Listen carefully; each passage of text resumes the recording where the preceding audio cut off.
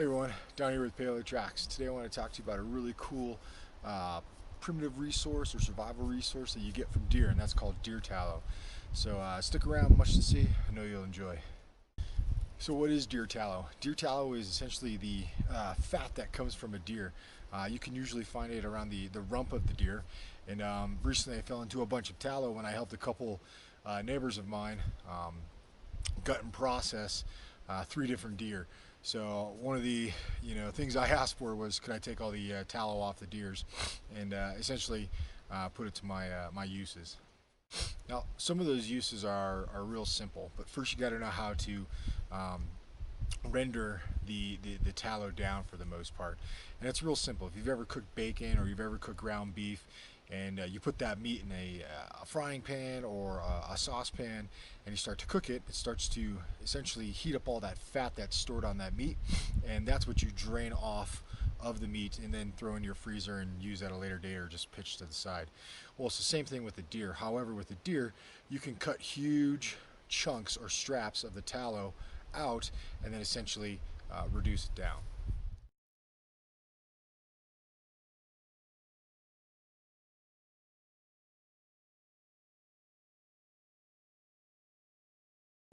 After you reduce it down, you'll notice that the tallow that was originally white starts to kind of get that deep fried color, and over time, essentially, those will turn into what they call cracklings, which are, little tidbits of fried fat or fried flesh that might be left on the tallow, and you can eat those.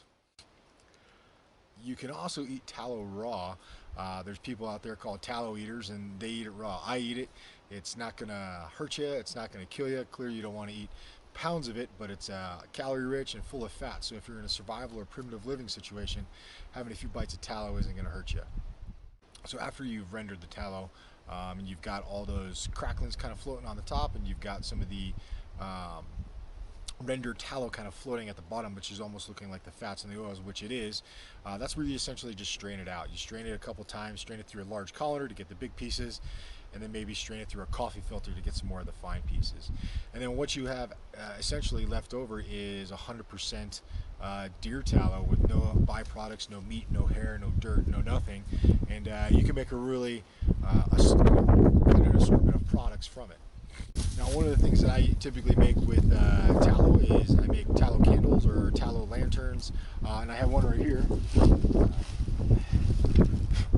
This is essentially a buffalo horn, and I took that tallow and I made a wick, and essentially I poured the tallow into this horn and I propped the wick in there. I tied it through both the sides, and it kind of stayed right in the middle, and essentially I have a little candle or some sort of little primitive flashlight when I'm out in the bush or when I'm in one of my caves or one of my shelters. So yeah, this is full of tallow all the way down to the very bottom, and this is a great thing to have. It's a flashlight, it's a light that I get to use and I can carry with me. Now the cool thing about tallow is that it's not going to melt. It might reduce a little bit, get a little bit soft, but it stays pretty consistent. As well as if you keep it in an airtight container, it's not going to rot over time. Now I know I'm going to use this within the next probably month and it will be gone, so I don't need to worry about it. It's relatively cool out, but this will last a good chunk of change while it's sitting in this horn.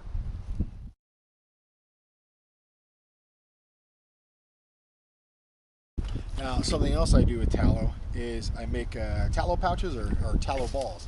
And this is essentially my everyday use for it. Now, tallow works really, really awesome. It's a lubricant, it's a protectant, and you can also cook with it or eat it.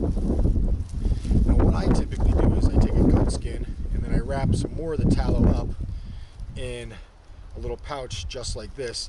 And these are all tallow pieces. So after I drained all that tallow, the deer tallow, and I filtered it out a couple times, I put a little bit in the freezer, and essentially it turned into these white little chunks.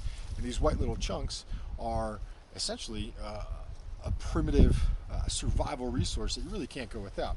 Now, some of the things that you can do with these is you can moisturize your hands. You can put this on a layer of your hands to keep your hands warm, as well as kind of prevent them from getting overwhelmingly dry.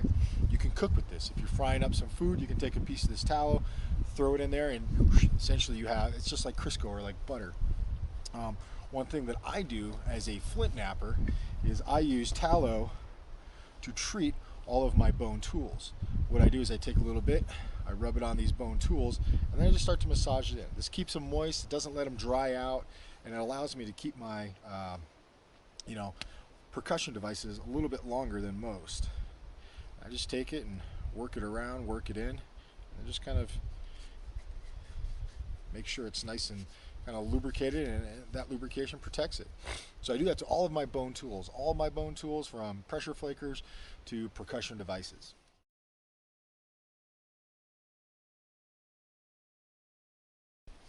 Another thing that I can do is I can treat woods with this. I can take this tallow and I can rub it right on the back of my bow. And this is going to prevent my bow from drying out or getting over, prevent any of those crackings that could pop up in it. I live in Colorado and it gets pretty dry here. A good layer of tallow not only waterproofs it to a certain degree, but it also conditions that bow. And what it allows me to do is just put a nice little preventative little moisture layer on there and, you know, treat it just how I would any sort of piece of gear. Put it on my bowstring so it doesn't dry out.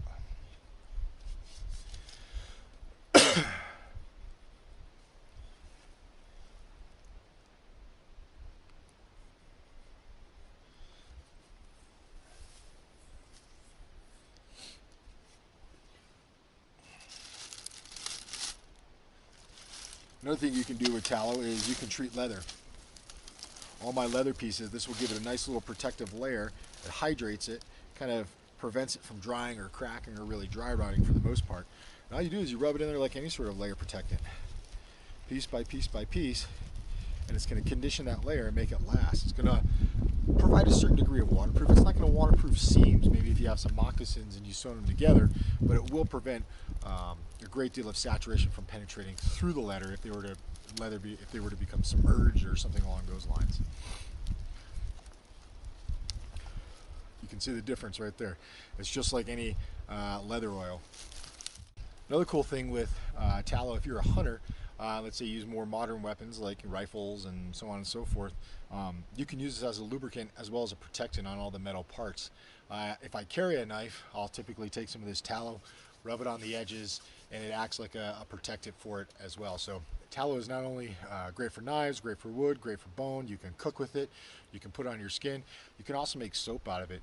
If you have some lye and you mix it with tallow, essentially you have soap. So there's many uses, and I've shown you from candles and lanterns to having tallow balls that you can do pretty much everything and anything with. That if you get the opportunity to take a deer, don't throw that white fat away, don't throw that white tallow away. Save it, use it, reduce it down, and make yourself some great resources. So in a nutshell, you can see that not only can you grease and lube guns with tallow, you can protect your knives with tallow, you can condition leather, you can condition wood, you can make candles and lanterns, you can make soap with it, you can use it on your hands, you can use it on your lips as chapstick if you're out in the sun and you need some sort of lubricant on your lips. I mean, it's really endless when you know how to extract and render the tallow from deer fat. So I challenge everyone out, the next time you get a deer, use that tallow, come up with a candle, make a lantern out of it, or just make a tallow ball like I do and bring it when you head out to the bush and use it just for cooking. The resources are really up to you, but don't overlook it. Now, one last thing a tallow is great for, it's great for bait. All right, as a little fat deposit, you can run this along some sort of deadfall or some sort of spring pole snare. This will definitely catch something. This is a great little bait resource to bring you some meat to go with it. So yeah, tallow, it's a great survival resource. It's a great primitive resource. Don't overlook it, and start exploring it. So thanks for tuning in. Please like, subscribe, and share. We'll see you in the bush.